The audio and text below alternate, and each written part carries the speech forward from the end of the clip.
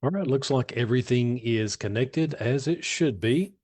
Want to welcome everybody to week 7 of our journey through healing as we discover how we can find healing through the narrative therapy approach. And we're using, of course, the Lord of the Rings story.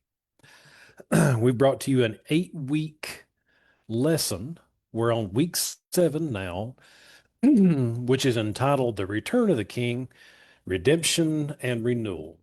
Of course, we'll be having week 7 tonight. Next week will be our last one. It'll be week 8. So appreciate everyone, excuse me, being on our journey with us. And I encourage you to drop us a line. Let us know how that we have helped, and appreciate each of you being a part of this. So we'll go ahead and get started tonight. Just by way of recap of last week for week 6, we had looked at hope beyond despair, the light and darkness. Last week, we explored the theme of hope, not as a denial of pain, but as a light that endures through it. We reflected on Sam's moment in Mordor when he looked up and saw a single star piercing through the darkness. That glimpse of light reminded him that the shadow was only a passing thing, and that goodness still existed beyond what he could see. Through narrative therapy, we discovered that hope doesn't erase our suffering, it reframes it. It helps us hold on to meaning, even in despair, and reminds us that every dark season still belongs to a larger story of renewal. Each of us carries our own star moment, a memory, a truth, or a person that keeps us walking when the road feels endless. And when we remember that the light still shines beyond the shadow, we reclaim the courage to believe that healing is possible. So tonight we're beginning week 7. This is entitled again, The Return of the King, Redemption and Renewal. This week represents the turning point in both Tolkien's story and the healing journey. After enduring the long shadow and the weight of the ring, light begins to break through. What was lost starts to be restored. The return of the king symbolizes the restoration of identity, purpose, and wholeness, both for Middle-earth and for the human heart. Now, our 3 objectives tonight. 1, we want to recognize redemption as a process of transformation, not perfection. Participants will understand that true healing doesn't erase the past, it transforms it. Just as Aragorn's return brought renewal to a broken kingdom, our healing restores what pain and fear once distorted. Secondly, reclaim personal identity and purpose. Through narrative therapy, participants explore how their story has evolved through struggle. They will identify the values, strengths, and truths that have returned to them after seasons of loss or darkness. And then lastly, will embrace restoration as an ongoing journey. Participants will learn to see renewal as a daily practice, choosing compassion, forgiveness, and hope as they rebuild their sense of self and meaning. Redemption is not a single event, but a rhythm of becoming whole again. Now, our framing focus tonight, we'll look at the fact that in the story, the world has been through its darkest night. The shadows of Mordor are breaking, and the long battle is nearly over. Across the mountains, the first light of dawn rises, soft at first, then growing, golden, and alive. In that light, the true king returns.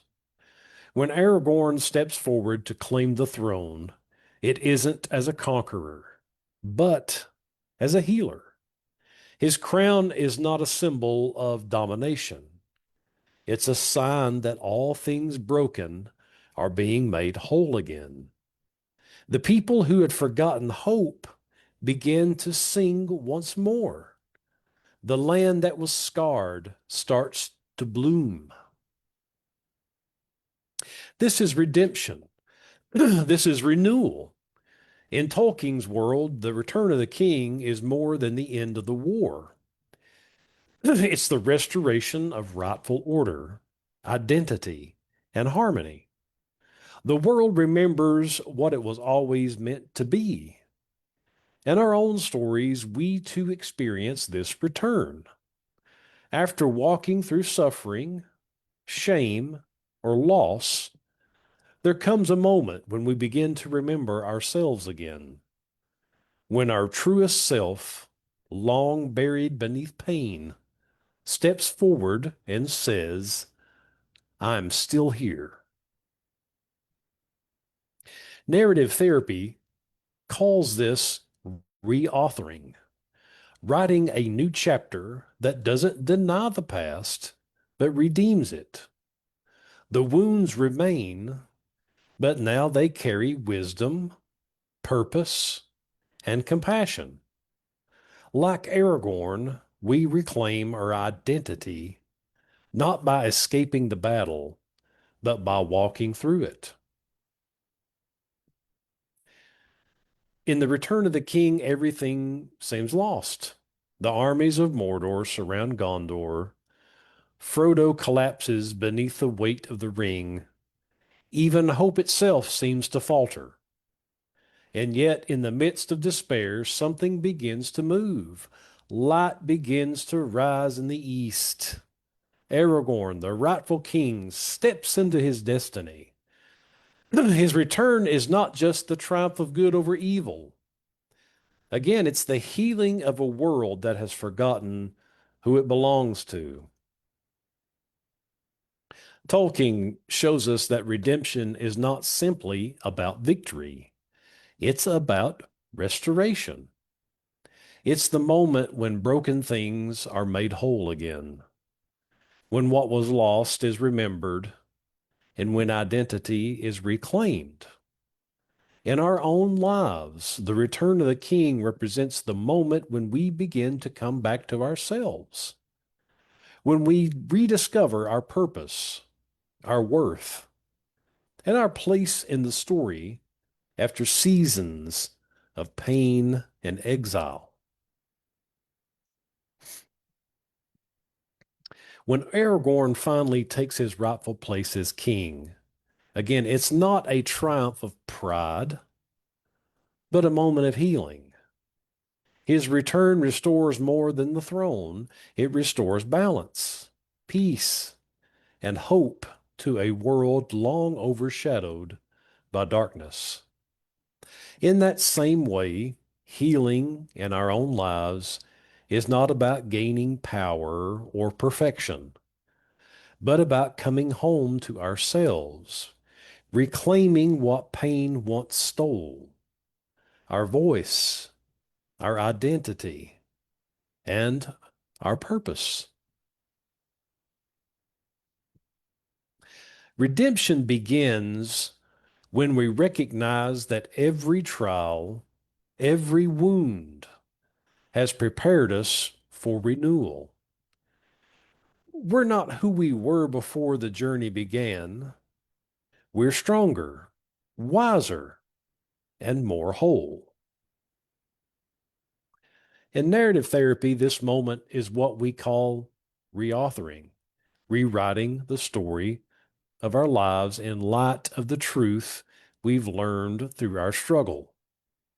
When we've walked through the darkness, carried our ring, and faced our own shadows, there comes a point when we begin to see differently. We no longer define ourselves by what was broken, but by what has been renewed. This is redemption, not forgetting the pain, but transforming it. So here we want to ask ourselves, What parts of your story are being restored right now? Where do you sense renewal, even in small, quiet ways?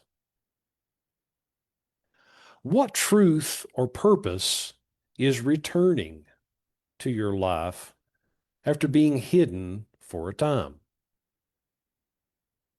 Healing often looks like remembering who we are, reclaiming the identity that pain tried to take from us. Now, for this week's exercise in journaling, I want you to imagine that you're the returning king or queen in your own story. You've walked through hardship, you've faced loss, you've carried your burden, and now you're coming home. Take a few minutes, write about what your return looks like. You can use this prompt to begin. I've given you an example here. You could say, after everything I've faced, I'm returning to myself. I am reclaiming what? Just think about it. Write it down. Meditate on it this week. What are you reclaiming? What's coming back to you? What's breaking through the darkness and is returning? Describe what redemption looks like for you. What part of your identity, your joy, or your faith is being restored? What truth have you rediscovered about your worth, your calling, or your strength? This is your coronation moment, not of pride, but of peace. You're not becoming someone new.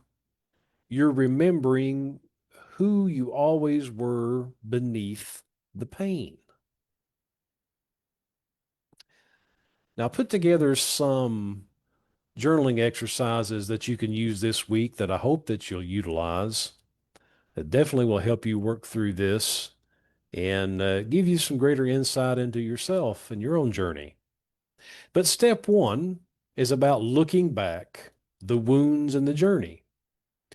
As we said, we want to look at what challenges, losses, or struggles have shaped your story up to this point, how they changed you or deepened your understanding of yourself. Step two, the return, reclaiming what was lost. What part of yourself is returning? It might be hope, joy, purpose, peace, or your sense of identity. Describe what that return feels like and how you recognize it in your daily life. Step three is the healing of the land. When the king returns, the land begins to heal. So ask yourself, what in your own life or relationships is being healed, renewed because of your own growth and courage? What new life is emerging from what once seemed barren? And then finally, step four. Step four is the coronation moment. If you could crown your restored self today, what truth or blessing would you speak over your life? Write it as a declaration, a statement of renewal. I am returning to myself. I am reclaiming this. I look forward to hearing from you and letting me know maybe some comments you'd have on your own journey here. If you're joining us live, I'd love to see you share your comments. You can do so in the comments section here while we're live on Facebook, or you can do so in the Zoom panel. Just shoot me a message. And if you're not, if you don't mind to share, I'm sure others would benefit from some of your own moments. We had A few comments last week and thought were really, really good, and some really commented about how they appreciated others sharing. But again, if you're listening to this on your way to work, maybe you're at the gym, maybe you're just getting a chance to listen to this later on YouTube, just some things to think about. What does returning mean for you? Maybe it's about forgiving yourself. Maybe it's rediscovering your voice or reconnecting to a dream you thought was lost. Whatever it is, just know that your story matters. And every act of renewal, no matter how small, is a victory worth celebrating. It's worth telling. It's worth writing down. It's worth celebrating. Now, in our closing reflection, we'll just remind you that when Aragorn is finally crowned king, he doesn't just rule, he heals. The old saying in Gondor is true again, that the hands of the king are the hands of the healer. That's Tolkien's final message about redemption, that true power is found in restoration, not domination. Healing isn't about control. It's about compassion, the power to make things whole. And so this week, remember, you too are being restored. Every act of forgiveness, every moment of grace, every breath of courage is a sign that your own kingdom, the life that belongs to you, is returning. As I was putting this together, I was thinking about even what you find in the New Testament in the book of Revelation, in chapter 21, verse 5, where John writes, "Behold, I make all things new." The King has returned, and within you, the light of renewal is rising.